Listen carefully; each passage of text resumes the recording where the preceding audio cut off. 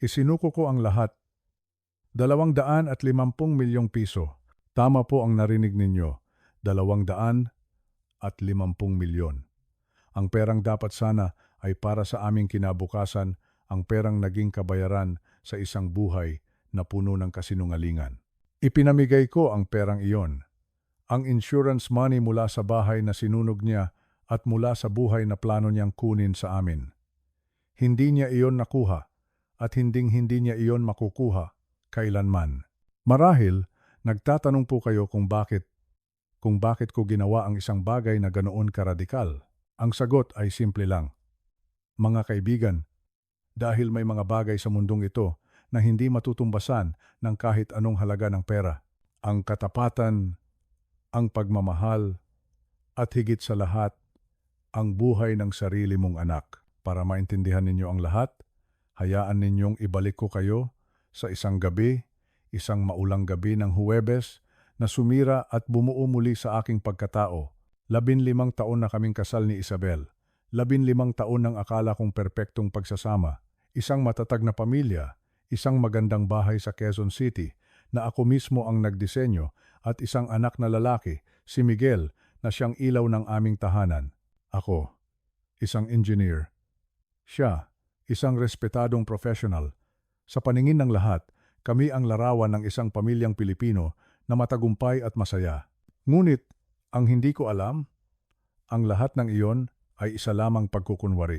Isang napakahabang dula-dulaan. Nagsimula ang lahat sa NAIA. Hinatid ko si Isabel sa airport para sa kanyang business trip papuntang Cebu. Gaya ng dati, ang lahat ay normal. Ang amoy ng kape sa loob ng kotse, ang mahinang pagpatak ng ulan sa windshield, ang mabilis niyang halik sa aking pisngi. Sige na mahal, sabi niya. See you sa Biyernes. Love you. Love you too, sagot ko. Pinanood ko siyang maglakad palayo. Ang kanyang itim na blazer, ang kanyang buhok na maayos na nakatali. Profesional, mapagmahal na asawa, mapagmahal na ina. Iyon ang akala ko.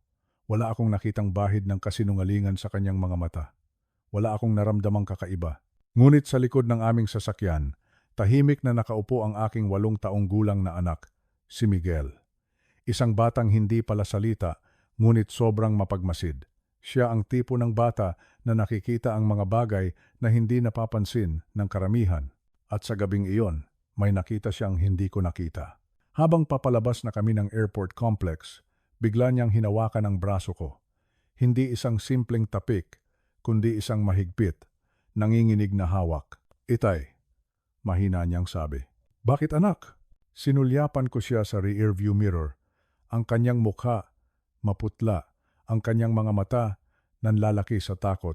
Hindi takot ng isang bata na ayaw pumasok sa eskwela, kundi isang uri ng takot na parang nakakita siya ng multo. Itay, pakiusap po. Nabasag ang kanyang boses. Huwag po tayong umuwi ngayong gabi. Ang unang pumasok sa isip ko ay baka isa na naman ito sa mga pag-aalala niya. Alam niyo na, mga bata, mayaman ang imahinasyon. Ngunit may kakaiba sa kanya sa gabing iyon. Ang panginginig ng kanyang kamay, ang pangingilid ng luha sa kanyang mga mata. Please, itay, pagmamakaawa niya. Kailangan niyo pong maniwala sa akin ngayon.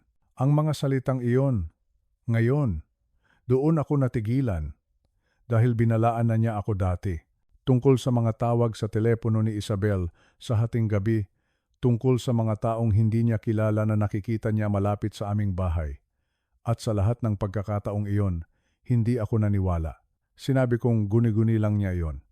Isang masamang panaginip. Pero sa gabing iyon, iba. Nakita ko ang katotohanan sa kanyang mga mata. Isang purong takot.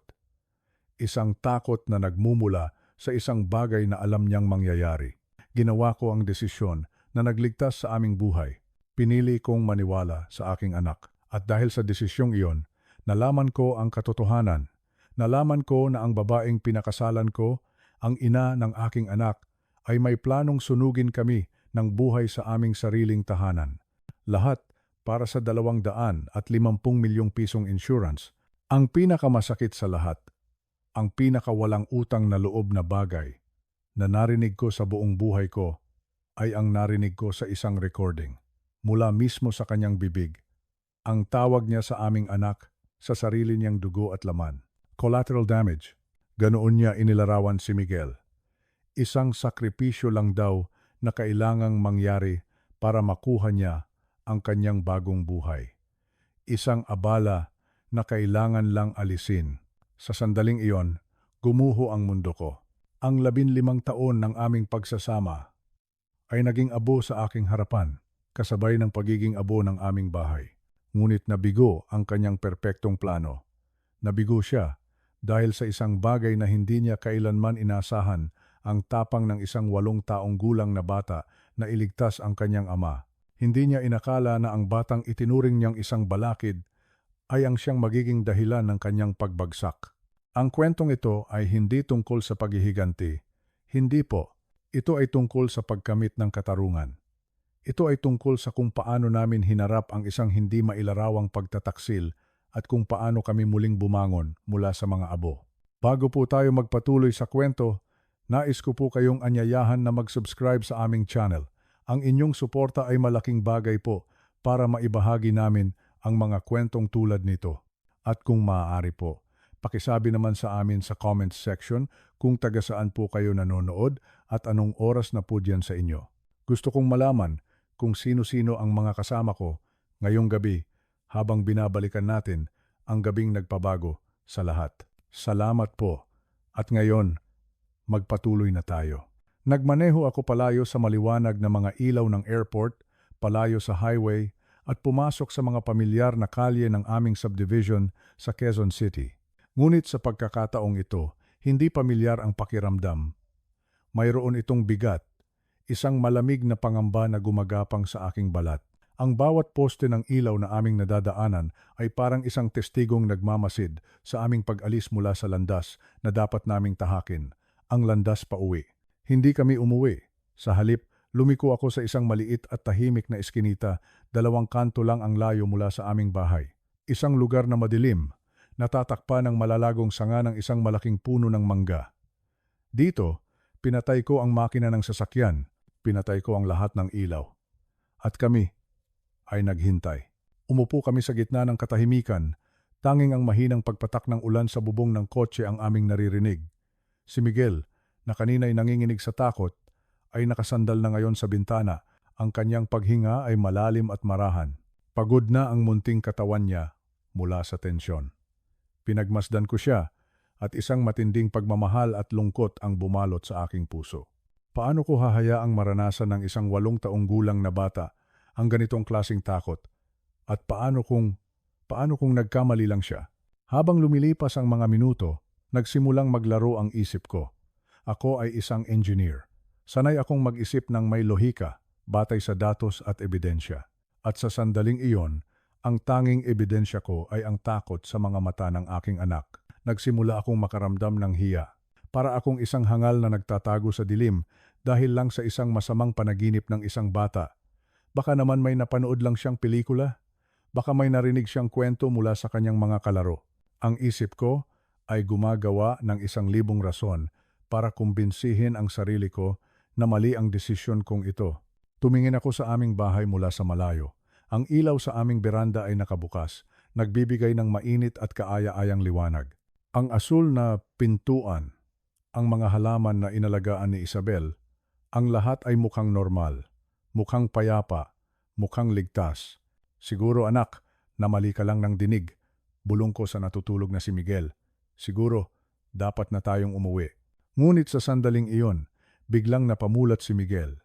Para siyang narinig ang aking pag-aalinlangan kahit sa kanyang pagtulog. Umiling siya at muling bumalik ang takot sa kanyang mga mata. Huwag po itay, pakiusap niya. Ang kanyang boses ay nanginginig pa rin. Pakiusap, sandali na lang po. Ang desperasyon sa kanyang boses ang pumigil sa akin. Isinara ko ang aking bibig at muling tumingin sa kalsada. Tama na ang pag-aalinlangan. Ipinangako kong maniniwala ako sa kanya at tutuparin ko iyon. Lumipas pa ang 1 oras. Halos mag-alas 11 na ng gabi, ang pakiramdam ng pagiging katawa-tawa ay lalo pang lumalakas. Ngunit nanatili kami at pagkatapos, may nakita ako. Hindi mga ilaw ng sasakyan, isang madilim na anino, Isang itim na van na gumagapang sa kalye nang walang nakabukas na ilaw. Dahan-dahan, parang isang mandaragit sa gabi. Walang plaka sa harapan. Dumaan ito sa dalawang bahay at pagkatapos, bumagal ito at huminto. Huminto ito sa tapat mismo ng aming bahay. Biglang kumabog ng malakas ang aking dibdib. Ang lahat ng pag-aalinlangan ko ay biglang naglaho na parang bula. Pinalitan ito ng isang malamig na yelo na gumapang sa aking mga ugat. Dalawang lalaki ang bumaba mula sa van, nakaitim na damit. Nakasuot ng hoodie na tumatakip sa kanilang mga mukha, ang kanilang mga kilos ay may layunin. Walang pag-aalinlangan, walang nerbiyosong pagsulyap sa paligid, mukha silang mga profesional. Sino po sila, Itay? Nanginginig na bulong ni Miguel na ngayon ay gising na. Hindi ako makasagot. Tanging ang mga salita ni Miguel ang umalingaw-ngaw sa aking isip. Yung mga masasamang tao na kausap ni Inay. Ating, apasala, pinanood ko silang maglakad sa aming driveway na para bang pag-aari nila ang lugar. Inaasahan kong sisirain nila ang kandado, babasagin ang bintana. Kinuha ko ang aking telepono, handa nang tumawag sa 911. Ngunit hindi nila ginawa iyon. Ang isa sa kanila ay may kinuha mula sa kanyang bulsa, isang susi, ang aking susi. Isinuksok niya ito sa kandado. Narinig ko, kahit mula sa malayo, ang malambot na tunog ng pagbukas ng deadbolt. Pumasok sila sa loob ng aking bahay. Paano? Basag ang aking boses. Paano sila nagkaroon ng susi? 3 lang ang susi ng bahay na iyon. Ang isa ay nasa aking bulsa. Ang isa ay nasa poder ni Isabel na dapat sana ay nasa Cebu. At ang pangatlo, ang spare key na nakatago sa isang lockbox sa loob ng kanyang home office. Ang opisina na palagi niyang nilock. Si Inay po ang nagbigay sa kanila, bulong ni Miguel. Ang kanyang mga salita ay parang isang punyal na tumusok sa aking puso. Narinig ko po siya. Sabi niya, iiwan niya daw po sa isang sobre. Ang aking asawa ay nagbigay ng susi ng aming tahanan sa mga estranghero. Ang bahay kung saan natutulog ang aming anak. Nakita ko ang mga sinag ng flashlight na gumagala sa loob ng mga bintana. Sistematiko, naghahanap. At pagkatapos, may naamoy ako. Isang matapang na amoy kemikal. Agad itong nakilala ng aking isip bilang isang engineer. Accelerant, isang bagay na gawa sa petrolyo, tulad ng gasolina o thinner, hindi natural gas. Biglang may umusok mula sa iba't ibang bintana. Nang sabay-sabay, isang profesional na trabaho. Maramihang ignition points, binuhusan nila ang buong bahay. Malamang ay tinanggal na rin nila ang mga smoke detector. Isang kulay kahel na liwanag ang biglang sumiklab sa loob. Mabilis, masyadong mabilis para maging isang aksidente. Ang apoy ay kumalat na parang uhaw na uhaw. Dinilaan nito ang mga bintana. Ang mga salamin ay nabasag dahil sa matinding init. Ang dalawang lalaki ay kalmadong lumabas, hindi nagmamadali. Sumakay sila pabalik sa van at nawala sa kanto. At sa sandaling iyon, umalingaw-ngaw ang mga sirena sa di kalayuan. May ibang kapitbahay na ang tumawag sa 911. Kinuha ko ang aking telepono at nanginginig na idinayal ang mga numero. Sunog po sa dula 1340 North Lake City Way. Sabi ko, fully engulfed. Ibinaba ko ang tawag bago pa sila makapagtanong.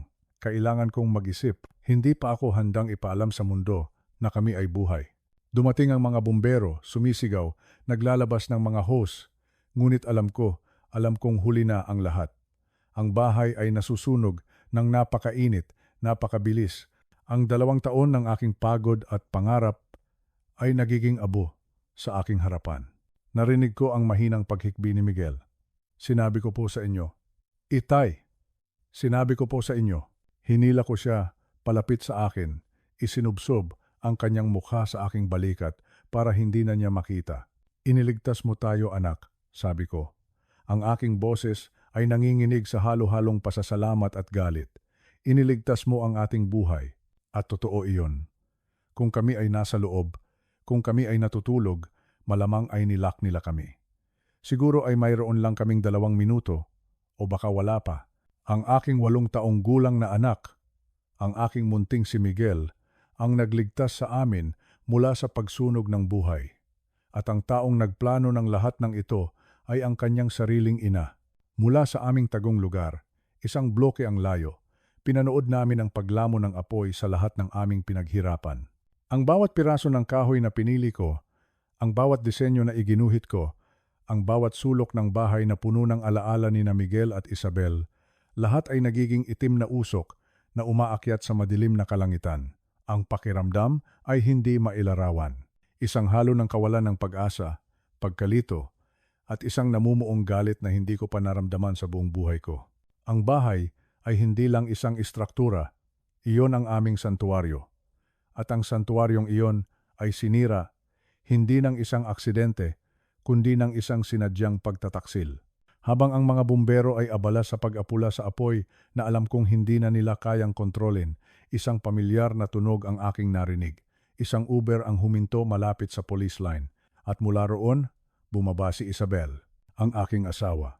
Nakatayo siya roon, pinapanood ang nagliliyab na mga guho ng aming tahanan. At pagkatapos, nagsimula ang kanyang pag-arte. Isang palabas na karapat-dapat manalo ng Famas Award. Diyos ko! Ang pamilya ko! Sigaw niya.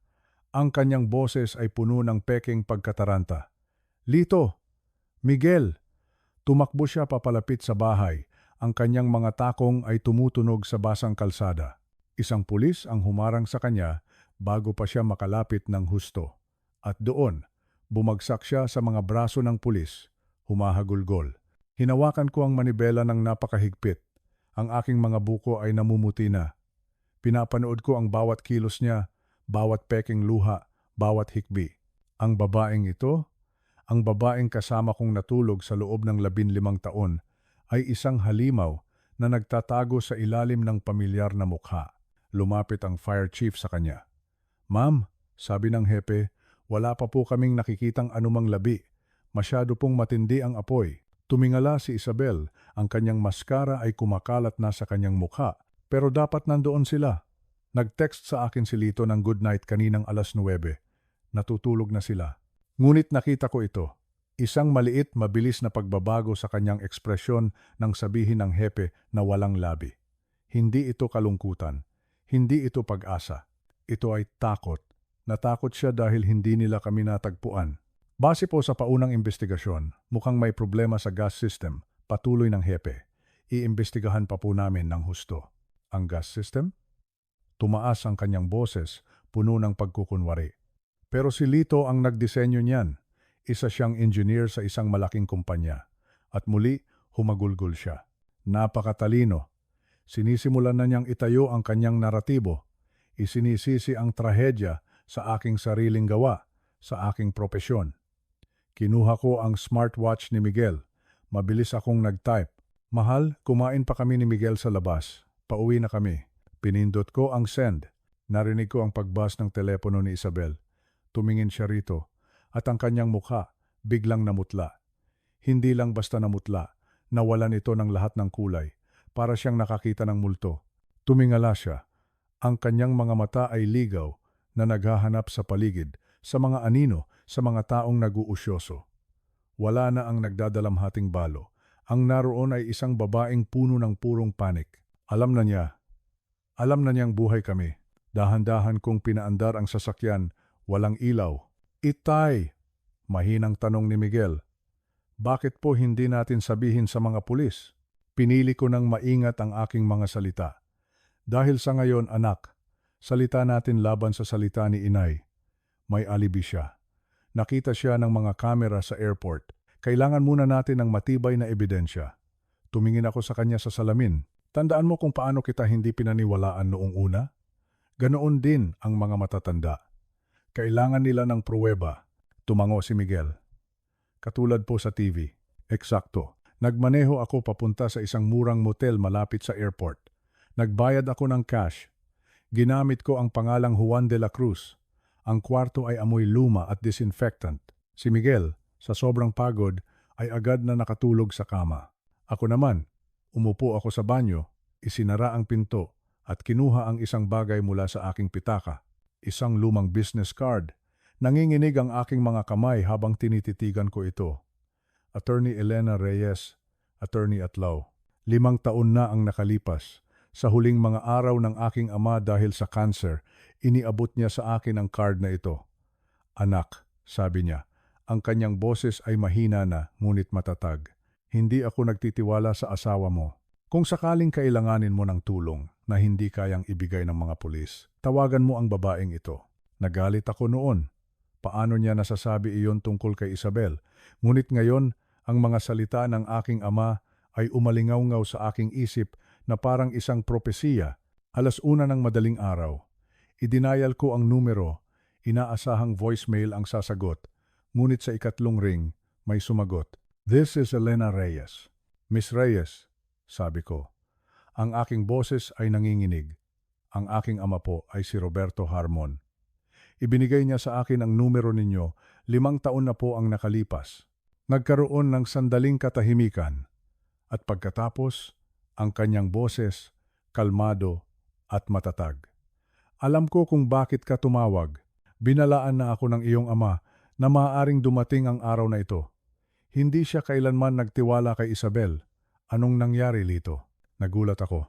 Alam niya ang pangalan ko. "Kilala niyo po ako?" "Sinabi sa akin ng iyong ama ang lahat," sagot niya.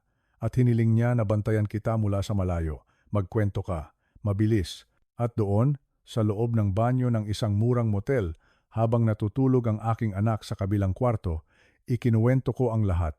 Ang babala ni Miguel, ang apoy, ang susi, ang pagkukunwari ni Isabel. "Huwag ka munang pumunta sa pulis," sabi ni Attorney Reyes. "Kailangan nila ng matibay na ebidensya, hindi lang testimonya ng isang bata. Magkita tayo sa opisina ko bukas, 9:00 ng umaga." "Pero wala pa po akong ebidensya," sabi ko. Ang kanyang boses ay puno ng katiyakan. "Wala pa. Pero alam ko kung saan eksaktong magsisimula ang kotse ng asawa mo sa airport. 2:00 ng madaling araw. Iniwan kong natutulog si Miguel sa nakalock na kwarto ng motel at nagmaneho ako pabalik sa NAIA. Ngunit sa pagkakataong ito, hindi ako isang asawang naghahatid. Ako ay isang lalaking naghahanap ng katibayan sa planong pagpatay sa kanya. Ang multi-level parking garage ay halos walang laman. Ang bawat ugong ng hangin, ang bawat pagkutitap ng fluorescent na ilaw ay nagpapalakas sa tensyon. Level 3, Section B. Doon ko natagpuan ang silver na Honda CR-V. Umupo ako sa loob ng aking sasakyan sa loob ng ilang minuto, nakatitig lang sa kotse niya. Paano kung wala akong makita? Paano kung nagkamali kaming lahat? Ang boses ni Miguel ay umalingaw-ngaw sa aking isip. Narinig ko po siya, Itay. Iyon lang ang kailangan ko. Bumaba ako. Nasa keychain ko para sa trabaho ang spare key ng kotse niya. Isang emergency backup na hindi niya alam na mayroon ako. Pinuksan ko ang pinto ng driver's side at pumasok sa loob. Ang unang sumalubong sa akin ay ang kanyang pabango at kasunod nito ang amoy kemikal. Ang parehong accelerant na naamoy ko mula sa aming nasusunog na bahay. Nagsimula akong maghanap. Sistematiko. Glove box. Console. Sa ilalim ng mga upuan. At doon, sa ilalim ng upuan ng pasahero, may nakapa akong plastic, isang burner phone. Binuksan ko ito. 15% na lang ang baterya. Isang contact lang ang nakasave. C. Binuksan ko ang mga mensahe. Ang mga sumunod na nabasa ko ang unti-unting pumatay sa kung anumang natitirang pagmamahal o pagdududa na mayroon ako para kay Isabel. 5 araw na ang nakalipas. Mula kay C. Isabel, hindi ko na kayang mabuhay sa kasinungalingan na ito. Gusto ko nang makasama ka, Carlo. Sagot ni Isabel. Kung ganoon, gawin mo na. Ang insurance money. Isang panibagong simula. 4 na araw na ang nakalipas. Mula kay Isabel. Natatakot ako. Paano kung may magkamali? Sagot ni Carlo. Mahal, nakahanap na ako ng mga tao, mga profesional. Gagawin nilang mukhang depekto sa gas system niya. Sa sarili niyang disenyo. Walang maghihinala sa pagkakamali ng isang engineer. 3 araw na ang nakalipas. Mula kay Isabel, nakuha ko na ang 500,000 pesos na cash. Sagot ni Carlo. Good girl. Iwanan mo ang susi sa ilalim ng doormat sa likod. Sila na ang bahala sa lahat sa Huwebes ng gabi. Nagpatuloy ako sa pag-scroll at doon ko nakita ang mensaheng sumira sa aking kaluluwa. Mula kay Isabel. Paano si Miguel? Ang sagot ni Carlo. Ang mga salitang habambuhay na babagabag sa akin. Collateral damage, mahal. Gusto mo ba ng bagong buhay o hindi? Hindi pwedeng may anak na walang ama. Ang sagot ni Isabel. Tama ka. Walang dapat maiwang ebidensya. Nabitawan ko ang telepono. Collateral damage. Tinawag nilang collateral damage ang aming anak. Binuksan ko ang pinto ng kotse at sumuka ako sa semento. Ang asido mula sa aking sikmura ay hindi kasing pait ng katotohanang natuklasan ko. Ang ina niya ay pumayag na mamatay siya. Pinilit ko ang aking sarili na magpatuloy. Kailangan kong malaman ang lahat. 2 araw na ang nakalipas. Mula kay Carlo, Huwebes, 11 p.m., nasa airport ka. Perpektong alibi. Ako naman, nasa gym. Maraming kamera. Hindi tayo mahuhuli. Huwebes ng umaga. Mula kay Isabel, mahal kita. Sagot ni Carlo, mahal din kita, mahal. Ngayong gabi, malaya na tayo. Bukas, isa ka ng mayamang buyuda. Pinilit kong maghanap pa. Sa glove box, isang resibo. Cash withdrawal na 500,000 pesos. Lunes, may pirma ni Isabel. Sa center console, mga dokumento ng life insurance. Lito Harmon, 200 milyong piso. Miguel Harmon, 50 milyong piso. Ang beneficiary, Isabel Harmon. At sa trunk, ang pinakamasakit sa lahat, ang aking mga blueprints. Ang disenyo ko para sa gas system ng aming bahay. Puno ito ng mga bilog na gawa sa pulang tinta at sulat kamay ni Isabel. Isabotahe dito, gawing mukhang aksidente. Isisi sa depekto ng disenyo. Pinag-aralan niya ang aking gawa sa loob ng maraming buwan. Inaral niya ang aking pagiging engineer para gamitin itong sandata laban sa akin. Ginawa niyang armas ng pagpatay ang disenyo ko para sa aming kaligtasan. Kinunan ko ng litrato ang lahat, bawat text, bawat dokumento, ang mga blueprint. Ipinadala ko ang mga kopya sa isang secure na email at kinuha ko ang lahat ng pisikal na ebidensya. Ang telepono, ang resibo, ang mga insurance paper, ang mga blueprint. Umupo ako sa aking sasakyan, nanginginig sa galit at sakit. Dinisenyo ko ang sistemang iyon para iligtas kami. Ginamit niya ito para patayin kami. Hinayaan ko ang aking sarili na umiyak sa loob ng 5 minuto. Pagkatapos, tumigil ako. Engineer mode. Mayroon na akong ebidensya. Ngayon, kailangan ko ng isang plano. Sumisikat na ang araw sa Maynila habang nagmamaneho ako pabalik sa motel. Hawak ko ang mga text at dokumento na nagpapatunay ng kanilang sabuatan. Ngunit tama si Attorney Reyes. Kailangan namin ng higit pa. Kailangan naming mapaamin siya. Kailangan naming marinig mula mismo sa kanyang bibig ang kasuklam-suklam na planong binuo niya at sa tulong ng batas, sisiguraduhin kong pagbabayaran niya ang lahat. Bago pa man magising si Miguel noong Biyernes ng umaga, nakipagkita na ako kay Attorney Elena Reyes. Ang kanyang opisina ay nasa isang lumang ngunit marangal na gusali sa Escolta, Maynila. Ang mga pader ay puno ng mga libro ng batas at mga sertipiko.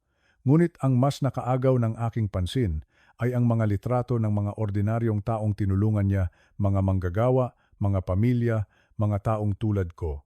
Sa kabila ng kanyang reputasyon bilang isang matapang na abogado, mayroon siyang aura ng isang ina na handang makinig at umunawa. Inilatag ko ang lahat ng ebidensya sa kanyang malaking mesang gawa sa Nara. Ang burner phone, ang mga litrato ng bawat text message, ang resibo ng cash withdrawal, ang mga dokumento ng insurance, at ang pinakamatindi, sa lahat, ang aking mga blueprint na may mga marka ng kamay ni Isabel. Ang plano niya, na nakasulat sa sarili niyang dugo, kung ituturing, pinag-aralan ni Attorney Reyes ang bawat isa nang walang imik. Ang kanyang mga mata ay matalas, sinusuri ang bawat detalye. Nang marating niya ang text message tungkol sa collateral damage, huminga siya ng malalim at napailing. Ito ay kasuklam-suklam, Lito, sabi niya sa mahinang boses, ngunit may bigat ng bakal. Ito ay napakatibay na ebidensya. Sapat na po ba ito? Tanong ko. Ang aking boses ay puno ng pag-asa. Umiling siya. Malakas ito, napakalakas. Pero heto ang problema, paliwanag niya. Habang itinuturo ang burner phone, ang isang magaling na abogado ng depensa ay sasabihing ninakaw ang teleponong iyan. Itinanim lang sa kotse, pekeng mga text. Sasabihin nilang hindi si Isabel ang sumulat ng mga ito. Biglang nanikip ang aking dibdib. Ang lahat ng aking pinaghirapan sa madaling araw ay tila mawawalan ng saysay. Kung ganoon, hindi pa rin ito sapat? Sapat ito para magsimula ng isang investigasyon, sabi niya.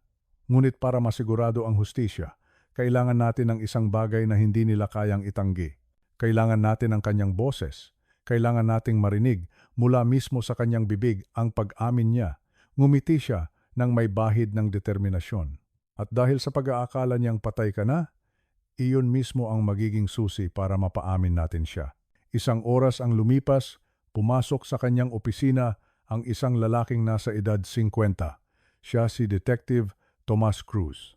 Mayroon siyang tindig ng isang taong nakakita na ng lahat ng uri ng kasamaan sa mundo, ngunit hindi pa rin nawawalan ng paninindigan. Sinuri niya ang lahat ng ebidensya na may ekspresyong kalmado, ngunit seryoso. 30 taon na ako sa serbisyo, sabi ni Detective Cruz sa mahinang boses habang tinititigan ang mga litrato ng text. Marami na akong nakitang masasamang bagay. Pero ang umupa ng tao para sunugin ang sarili mong anak, iba ito. Ito ay purong kasamaan. Tumingin siya sa akin. Ang kanyang mga mata ay diretso at puno ng simpatiya. Tutulungan niyo po ba kami?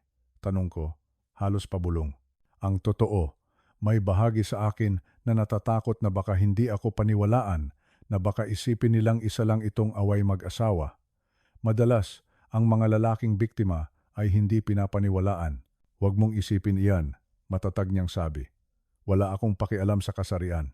Ang mahalaga sa akin ay ang katotohanan. Tumingin siya sa akin. May anak din akong lalaki. At ang asawa mo, sinubukan niyang pumatay ng isang bata. Iyan ang kaso, at iyan ang lulutasin natin. Sa unang pagkakataon mula noong gabing iyon, nakaramdam ako ng kaunting gumaan. Mayroon nang naniniwala sa akin. Isang taong may badge at baril. Kailangan natin ng confession, sabi ni Detective Cruz, na sumasang-ayon kay Attorney Reyes. Matibay ang mga text na ito, pero kayang-kaya itong i-dispute ng isang magaling na abogado. Kailangan natin ang kanyang boses na umaamin na inupahan niya ang mga taong iyon. Paano? Tanong ko. Lalagyan ka namin ng wire, paliwanag niya. Makikipagkita ka sa kanya sa isang pampublikong lugar. Ang team ko ay magiging undercover. At ikaw ang magpapausal sa kanya. Sumingit si Attorney Reyes, Sabado ng umaga, 10:00, isang coffee shop sa Greenbelt. Pampubliko, maraming tao, maraming kamera. Tumango si Detective Cruz. Maglalagay ako ng mga pulis na magpapanggap na customer. Ang barista, ang mag-asawa sa kanto, lahat sila ay mga tauhan ko. Ako naman ay nasa isang van sa labas, nakikinig sa audio feed. Pero akala niya patay na ako, sabi ko. Bakit siya makikipagkita sa akin? Dito na pumasok ang henyo ng kanilang plano. Ngumiti si Attorney Reyes. Hindi sa iyo siya makikipagkita. Kinuha niya ang kanyang telepono at mabilis na nag-type. Ipinakita niya sa akin ang screen. Ito ang ipapadala namin sa kanya mula sa isang numerong hindi niya kilala. Ang text ay nagbabasa. Mrs. Harmon, ako po si Fire Investigator Armstrong. Nakahanap po kami ng mga labi sa mga guho. Kailangan po naming pag-usapan ang identification at ang mga proseso para sa inyong insurance claim. Maaari po ba tayong magkita bukas? 10:00? Nanlamig ang aking tiyan. Sa tingin niyo po ba ay pupunta siya? Desperada siyang malaman kung kumpirmadong patay na talaga kayo, sagot ni Attorney Reyes. Desperada siyang makuha ang perang iyon. Pupunta siya. Pinindot niya ang send. Naghintay kami. Ang 2 minuto ay parang 2 oras. At pagkatapos, nag-buzz ang kanyang telepono. Isang reply mula kay Isabel. Opo. Saan po? Kailangan kong malaman ang tungkol sa pamilya ko. Mabilis na nag-type si Attorney Reyes, Marigold Coffee, Greenbelt 3, 10 a.m. Isang pang-buzz. Ang sagot ni Isabel. Darating ako. Tumayo si Detective Cruz. Kinagat niya ang pain. Sa hapon na iyon, nagsimula ang aking pagsasanay. Itinuro sa akin ni Detective Cruz kung paano isuot ang wire isang maliit na body mic sa ilalim ng aking polo shirt. Itinuro niya kung paano magsalita ng malinaw para makuha ng mic. Hayaan mo siyang magsalita, bilin niya. Magtanong ka ng mga open-ended questions. Tanungin mo kung ano ang nangyari. Banggitin mo ang susi. Banggitin mo si Miguel. Banggitin mo si Carlo. Ang mga taong defensive, sila ang madalas na umaamin. Nagsanay ako. Nanginginig ang aking mga kamay. Mula sa kama sa motel, pinapanood ako ni Miguel. Ang kanyang mga mata ay puno ng pag-aalala. Magiging ligtas po ba kayo, Itay? Lumuhod ako sa harap niya at hinawakan ang kanyang mga kamay. Pangako, anak, magiging ligtas ako. Sa gabing iyon, Habang mahimbing na natutulog si Miguel sa aking tabi, dilat ang aking mga mata. Iniisip ko ang mangyayari kinabukasan. Haharapin ko ang babaeng minahal ko sa loob ng 15 taon. Ang babaeng nagtangkang pumatay sa aming anak. Mayroon lang akong isang pagkakataon para mapaamin siya. Isang pagkakataon para sa hustisya. Isang pagkakataon para tuparin ang pangako ko sa aking anak at sa sarili ko. Ang umaga ng Sabado ay dumating na may kasamang kakaibang katinuan sa hangin ng Makati na parabang ang lahat ay posible. Ngunit habang naglalakad ako papasok sa Marigold Coffee sa Greenbelt na may wire sa ilalim ng aking jacket, ang tanging nararamdaman ko ay ang bigat ng gagawin ko. Pakiramdam ko, ang bawat hakbang ko ay may bigat na 1 tonelada. Dumating ako ng 9:45 a.m. Gaya ng inaasahan, puno ang coffee shop. Mga pamilya, mga magkakaibigan, ang ugong ng espresso machine, ang amoy ng bagong lutong tinapay. Ang lahat ay normal, ngunit para sa akin, ang lugar na ito ay isang entablado para sa huling akto ng aming trahedya. Check. 1, 2. Narinig ko ang boses ni Detective Cruz sa aking nakatagong earpiece. Malinaw ang audio. Lito, naririnig ka namin. Roger, pulong ko habang nag-o-order ng kape. Ang barista, isang babaeng nakangiti, ay kumindat sa akin ng bahagya. Isa siya sa mga tauhan ni Cruz. Ang mag-asawang nagbabasa ng dyaryo sa may bintana, ang lalaking may laptop sa kanto, lahat sila ay pulis. Hayaan mo siyang magsalita, Lito, paalala ni Cruz sa aking tenga. Mga bukas na tanong. Hayaan mong siya ang magpaliwanag. Umorder ako ng kape. Nanginginig ang aking mga kamay. Umupo ako sa lamesang malapit sa bintana, ang lamesang tinukoy ni Detective Cruz. 9:20 a.m. Ang bawat segundo ay parang isang paghampas ng martilyo sa aking dibdib. Huminga ka, Lito, sabi ni Cruz. Kaya mo yan. At pagpatak ng 10:02 a.m., bumukas ang pinto. Pumasok si Isabel. Nakasuot siya ng isang simpleng itim na bestida. Minimal na makeup, nakatali ang buhok. Ang itsura ng isang nagluluksa, kagalang-galang na byuda. Ini-scan niya ang buong coffee shop, hinahanap si Fire Investigator Armstrong. At pagkatapos, nakita niya ako. Pinanood ko ang pagbabago sa kanyang mukha. Una, pagkilala. Pagkatapos, pagkalito. At pagkatapos, isang matinding gulat na humigop sa lahat ng dugo mula sa kanyang mukha. Natigilan siya. May isang taong nakabangga sa kanya mula sa likod, ngunit hindi man lang siya gumalaw. Lito? Halos hindi marinig ang kanyang bulong. Hi, Isabel, sabi ko. Sinisikap na panatilihing kalmado ang aking boses. Nagulat ka bang makita ako? Naglakad siya papalapit sa akin na parang isang zombie. Umupo siya sa upuang nasa harapan ko. Inabot niya ang aking mga kamay, nanginginig. Umiwas ako. Ang sunog. Basag ang kanyang boses. Sabi nila wala daw labi. Walang labi dahil wala kami doon, sagot ko. Wala kayo sa bahay. Nasaan kayo?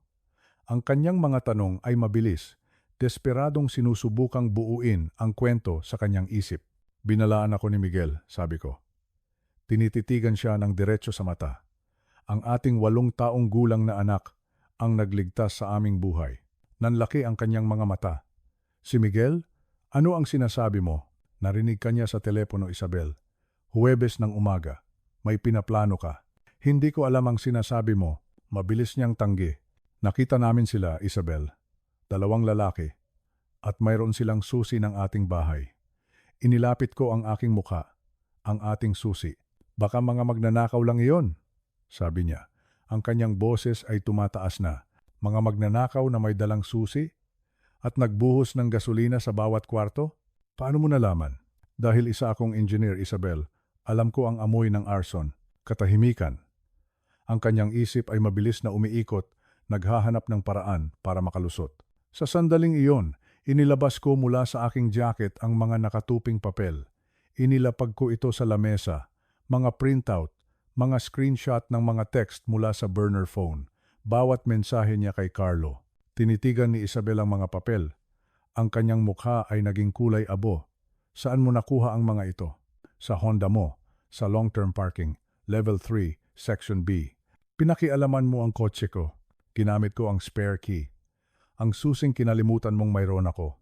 Itinuro ko ang isang partikular na text. Itong isa. Iwanan mo ang susi sa ilalim ng doormat. Pinapasok mo sila sa ating bahay, Isabel. Itinuro ko ang isa pa. Gawing mukhang depekto sa gas system niya sa sarili niyang disenyo. Nabasag ang aking boses. At ito ang pinakamasakit sa lahat. Ipinatong ko ang aking daliri sa huling text. Paano si Miguel? Collateral damage. Tumingala ako sa kanya. Ang aking mga mata ay nangingilid na sa luha. Tinawag mong collateral damage ang ating anak, Isabel. Ang sarili mong anak. Tinitigan niya ang mga papel. Walang salita, walang pagtanggi. At pagkatapos, tumingin siya sa akin. At ang kanyang mga mata nagbago. Ang takot ay nawala. Ang pagkukunwari ay naglaho. Pinalitan ito ng isang bagay na malamig, walang emosyon at nakakatakot. Sa loob ng isang mahabang sandali, tinitigan lang niya ang mga text. At pagkatapos, tumawa siya. Isang tawa na mapait, malamig at walang bahid ng saya. Nang tumingala siya, ang babaeng pinakasalan ko ay wala na.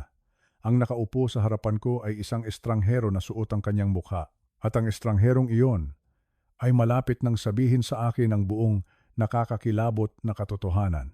Ang tawa ni Isabel ay umalingaw sa buong coffee shop na naging dahilan para mapalingon ang ilang mga tao.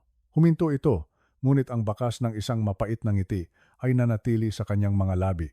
Inilapit niya ang kanyang mukha sa akin at sa kanyang mga mata sa unang pagkakataon, nakita ko ang isang bagay na hindi ko pa nakikita dati.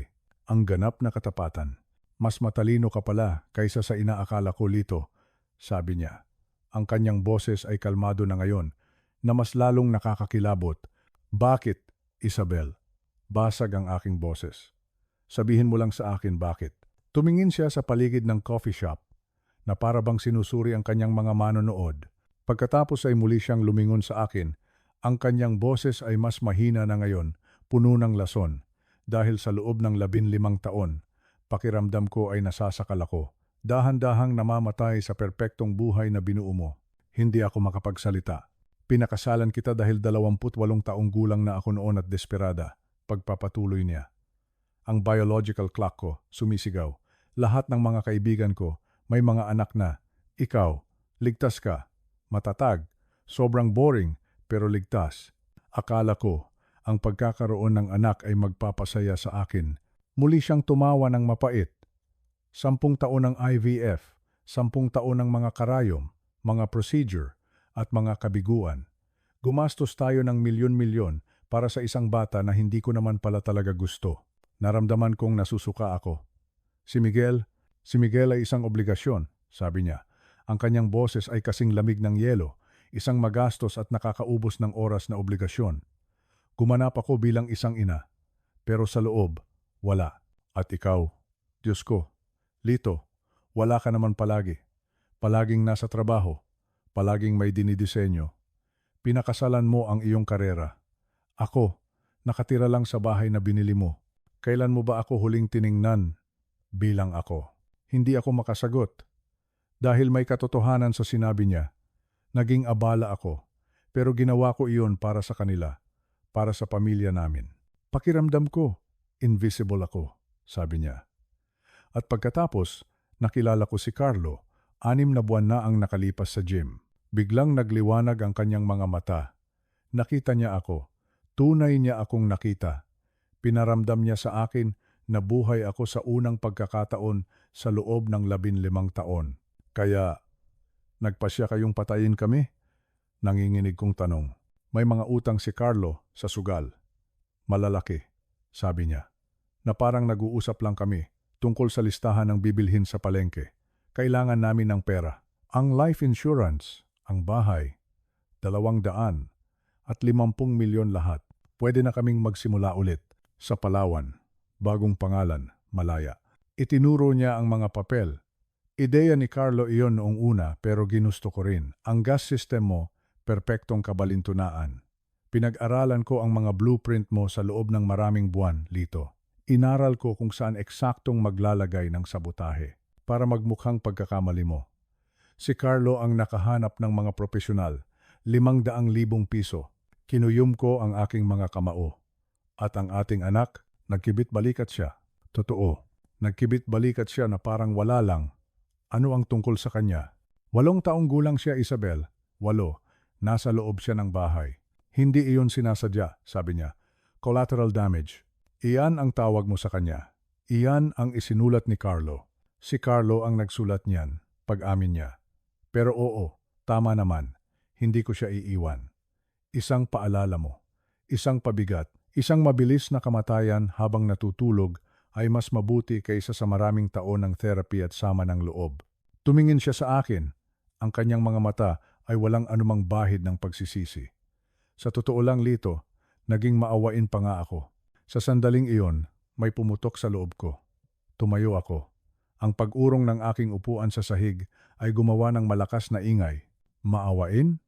Umalingaw-ngaw ang aking boses sa buong coffee shop. Ang mga tao ay napalingon.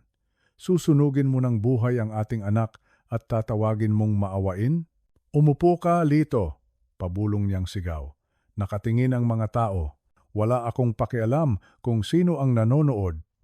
Inilapit ko ang aking mukha sa kanya. Sabihin mo ng malinaw kung ano ang binalak mong gawin. Namula ang kanyang mukha sa galit. Tumayo rin siya, tinapatan ang aking galit. Sige, gusto mong sabihin ko? Tumaas ang kanyang boses. Umalingaw-ngaw sa biglang tumahimik na coffee shop. Umupa ako ng 2 lalaki para sunugin ang bahay kasama ka at si Miguel sa loob. Gusto ko ng insurance money para magsimula ng bagong buhay kasama si Carlo. Pinag-aralan ko ang engineering mo para magmukhang pagkakamali mo. At oo, kailangang mamatay ang anak natin. Parte iyon ng plano. Ang buong coffee shop ay natahimik. Lahat ay nakatingin sa amin. Napagtanto niya ang kanyang ginawa. Mabilis siyang umupo. Nire-record mo ba ito? Oo.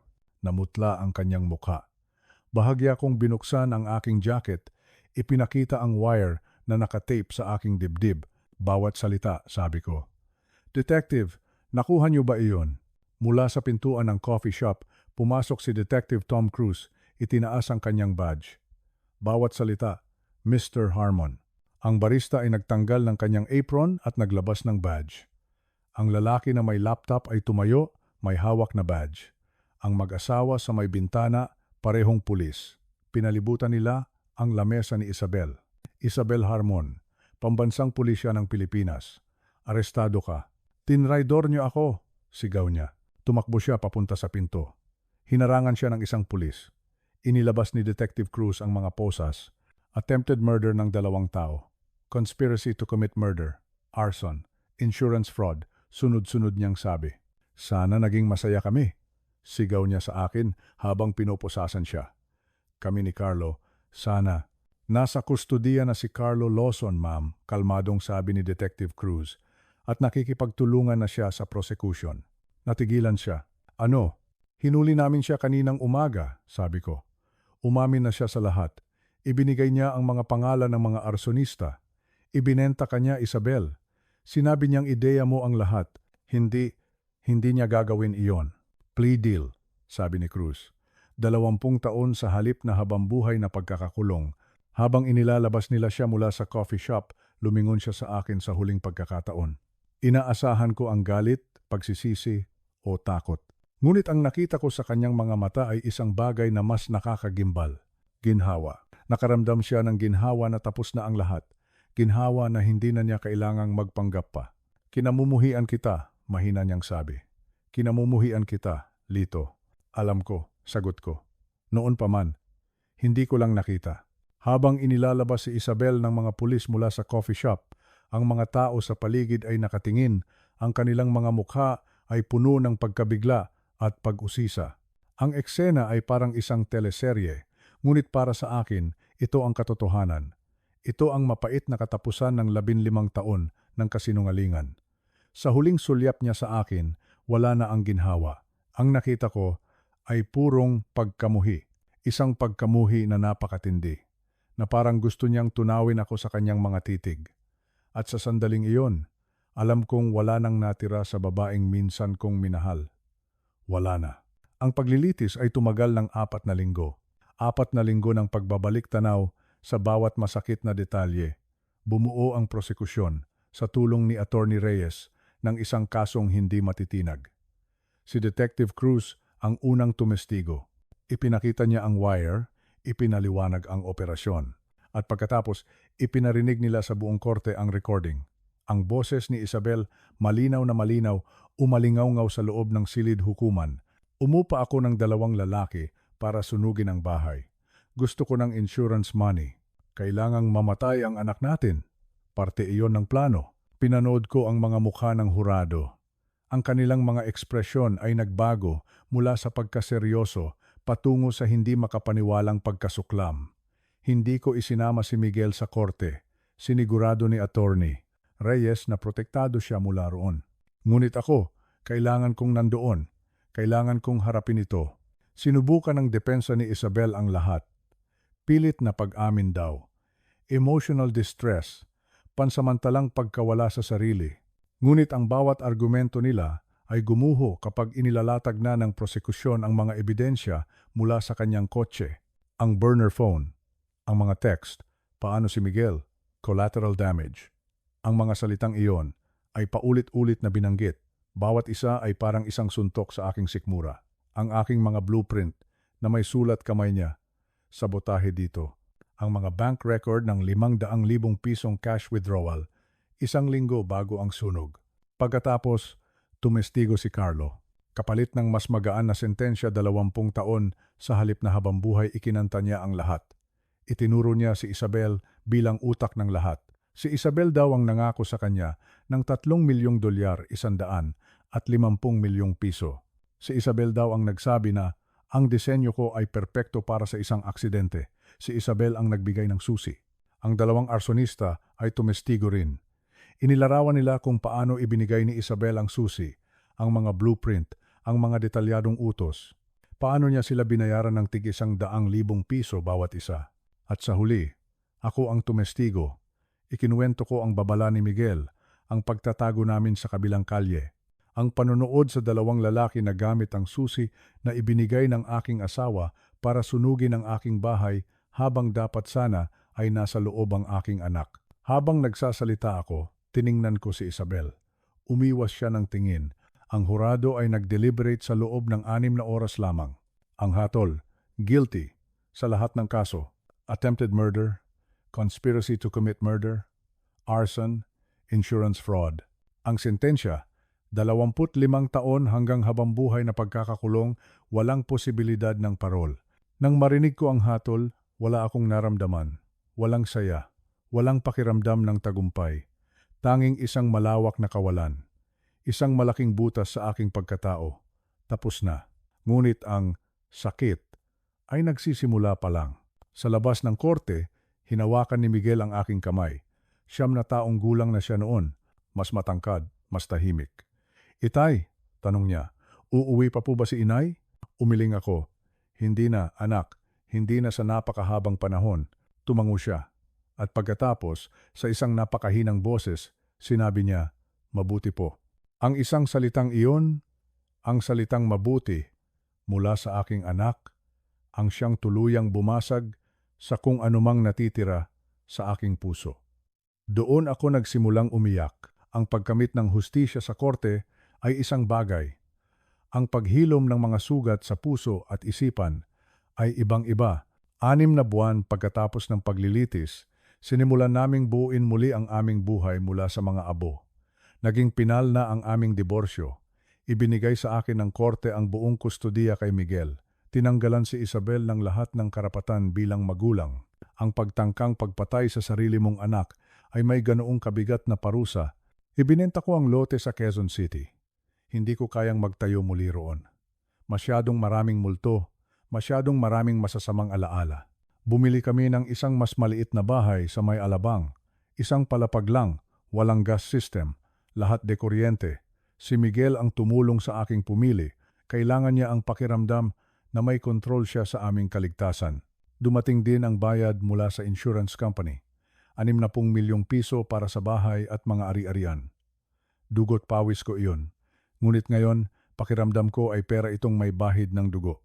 Inilagay ko ang lahat ng iyon sa isang trust fund para sa kinabukasan ni Miguel. Nag-donate din ako ng 5 milyong piso sa isang foundation para sa mga batang biktima ng trauma. Nag-alok sa akin ang kumpanya ko ng extended leave. Hindi na ako bumalik. Hindi ko na kaya. Ang bawat blueprint na nakikita ko ay nagpapaalala sa akin kung paano ginamit ni Isabel ang aking trabaho laban sa amin. Tinanggap ko ang isang posisyon bilang isang propesor sa isang universidad, nagtuturo ng engineering safety. Tinuturuan ko ang mga estudyante kung paano nagkakaroon ng depekto ang mga sistema at kung bakit kailangan ng mga engineer na isaalang-alang ang posibilidad ng malisyosong paggamit. Ang tingin sa akin ng mga estudyante ko ay intense. Hindi lang nila alam kung bakit. Si Miguel naman ay nagsimula ng grade 4. Alam ng kanyang mga guro ang nangyari sa isang pinasimpleng bersyon. Binabantayan nila siya. Ang mga bangungot ay unti-unti nang dumadalang. Dati, gabi-gabi iyon. Gigising si Miguel na sumisigaw. Naaamoy daw niya ang usok na wala naman doon. Nag-therapy kami. 2 beses sa isang linggo para sa kanya, 1 beses para sa akin. Ang aming therapist, si Dr. Beatriz Santos, ay isang espesyalista sa childhood trauma. Ayon sa kanya, si Miguel ay nagpapakita ng mga klasikong sintomas ng PTSD, hypervigilance palaging alerto, trust issues hirap magtiwala, at takot na maiwan. Iniligtas niya ang buhay mo, Lito, sabi sa akin ni Dr. Santos isang araw. Ngunit kasabay nito, nawala rin ang kanyang pagkabata sa sandaling napagtanto niya na ang sarili niyang ina ay may kakayahang ipapatay siya. Ang aking sariling therapy naman ay nakatuon sa survivor's guilt at pagtitiwala. Bakit ako nakaligtas? Paano ko hindi nakita ang mga senyales? At ang pinakamahirap sa lahat, paano ka muling magtitiwala? Hindi pa ako nakikipag-date. Hindi ko maisip. Paano ka muling magtitiwala matapos ang taong nangakong mamahalin ka ay umupa ng mga tao para patayin ang anak mo? Minsan, nagtatanong si Miguel, Itay, bakit po gustong mamatay tayo ni inay? Wala akong magandang sagot. Ayon kay Dr. Santos, kailangan niya ng tapat na sagot na angkop sa kanyang edad. Minsan, anak, may mga taong naliligaw sa kanilang sarili. Gumagawa sila ng mga napakasamang desisyon. Hindi iyon kasalanan mo o kasalanan ko. Kasalanan niya iyon. Palagi siyang tumatango, pero nakikita ko pa rin sa kanyang mga mata ang parehong tanong na tinatanong ko sa aking sarili gabi-gabi. Paano mo tatanggapin na ang taong nagluwal sa iyo sa mundo ay kinalkula ang iyong kamatayan bilang isang katanggap-tanggap na collateral damage? Kami ay naghihilom, dahan-dahan, ngunit iba na kami ngayon. Si Miguel ay hindi basta-basta nagtitiwala. Ako rin. Kinuha ng apoy ang aming bahay. Ngunit ang pagtataksil ni Isabel ay may kinuha na mas malalim. Ang aming kawalang malay. Ang paniniwala na ang mga taong minamahal natin ay hindi tayo sasaktan. 3 taon at 2 buwan pagkatapos ng gabing pinili kong maniwala sa aking anak sa airport, nakaupo ako sa aming beranda sa Alabang, pinapanood si Miguel. 11 taong gulang na siya ngayon. Naglalaro ng basketball kasama ang kanyang matalik na kaibigan, si Connor. Ang tunog ng kanyang tawa, iyon na ang lahat para sa akin. Huminga ako ng malalim, humihigop ng kape mula sa mug na regalo niya sa akin noong Pasko. Nakasulat dito, World's Best Dad, sa kanyang hindi pa perpektong sulat kamay. Ito ang tropyo ko. Ito ang medalya ko. Itay, pahingi pong tubig, sigaw niya. Iniabot ko sa kanya ang bote. Umupo siya sa tabi ko. Isasama po kami ng tatay ni Connor sa panonood ng PBA sa Sabado. Pwede po ba akong sumama? Oo naman. Mag-text ka lang pagdating niyo doon. At bago kayo umuwi, napakamot siya sa ulo. Itay, 11 na po ako, hindi na 8. Ngumiti ako. At ako naman ang tatay mo, na muntik nang mawalan sa'yo. Pagbigyan mo na ako. Niyakap niya ako ng mabilis. Ang mga bangungot niya ay dumadalaw na lang minsan sa 1 buwan. Ang therapy, buwanan na lang din. Gabi-gabi, tinitingnan pa rin niya ang mga lock ng pinto. Siguro ay palagi na niyang gagawin iyon. Ngunit hindi na ito dahil sa panic. Naging routine na lang. Mayroon na siyang mga kaibigan, naglalaro ng basketball, at pangarap niyang maging isang civil engineer. Para magtayo ng mga tulay. Itay, sabi niya minsan. Mga bagay na nagdudugtong sa mga tao, hindi mga bahay na hindi na niya tinapos. Naiintindihan ko. Umuwi na si Connor. Umupo ulit si Miguel sa tabi ko. Itay, pwede po magtanong? Palagi, anak. Naiisip niyo pa po ba si inay? Natigilan ako. Araw-araw. Nakita ko ang gulat sa kanyang mga mata. Oo, anak. Araw-araw. Pero hindi na sa paraan na tulad ng dati. Galit po ba kayo sa kanya? Huminga ako ng malalim. Hindi na. Galit ako sa ginawa niya. Pero ang galit, nakakaubos ng enerhiya. Mas gugustuhin kong gastusin ang enerhiya ko sa iyo, sa pagtuturo, sa pamumuhay. Nakatanggap po ako ng sulat mula sa kanya noong 1 linggo. Galing sa kulungan, natigilan ang puso ko. Gusto mo bang buksan? Hindi ko po alam. May parte sa akin na gustong malaman kung bakit, pero may parte rin na wala nang pakialam. Ano man ang maging desisyon mo, susuportahan kita, sabi ko. Pero, Miguel, tandaan mo ito. Hindi mo utang sa kanya ang pagpapatawad. Wala kang anumang utang sa kanya. Kayo po, pinatawad niyo na po ba siya? Huminga ako ng malalim. Hindi. Pero pinalaya ko na siya. Magkaiba iyon. Ang pagpapatawad ay nangangahulugang sinasabi mong okay na ang ginawa niya. Hinding-hindi ko iyon sasabihin. Ang pagpapalaya sa kanya ay nangangahulugang hindi ko nabubuhatin ang bigat ng mga desisyon niya. Iyon, kaya kong gawin. So, ang pagpapalaya ay para sa akin, hindi para sa kanya? Tanong niya. Eksakto, matalino ka anak.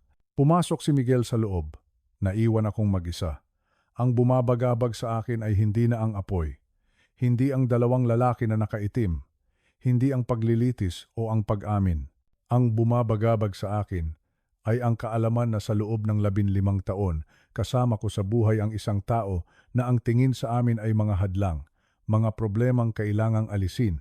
Kailanman ay hindi ko na malalaman kung kailan siya nagbago, o kung nagbago ba talaga siya, o kung minahal niya ba talaga ako. Bawat alaala ay kaduda-duda na ngayon. Ang saya ba niya sa aming kasal ay totoo o binibilang niya na ang aking sahod? Ang lungkot ba niya sa aming paghihirap sa IVF ay totoo o sama ng loob? Minahal niya ba ang aming anak o palagi na siyang collateral damage sa kanyang mga mata? Iyon ang mga multo. 15 taon ng mga peking alaala. Iyon ang bumabagabag sa akin. Lumabas si Miguel, suot ang kanyang bike helmet. Itay, pupunta lang po ako kina Connor. Uuwi po ako bago mag-dinner. 6:00. Kinuha niya ang kanyang bike at lumingon pabalik. Hoy, Itay, sabi niya. Oh, salamat po sa paniniwala sa akin noong gabing iyon sa airport. Nanikip ang aking lalamunan. Palagi, anak, palagi akong maniniwala sa iyo. Ngumiti siya. Alam ko po. Kaya po okay na tayo ngayon. At umalis na siya. Pinanood ko siyang mawala sa kanto. Hindi siya nanalo. Sinubukan niyang burahin kami, sunugin kami, gawin kaming pera. Ngunit narito pa rin kami. Sugatan, oo, nagbago, sigurado. Ngunit narito, naghihilom, sumusulong. Ang bawat araw na gumigising si Miguel na ligtas at minamahal ay isang araw ng aming panalo. Nagdadala kami ng mga peklat, ngunit nagdadala rin kami ng tagumpay. At iyon lang ang mahalaga.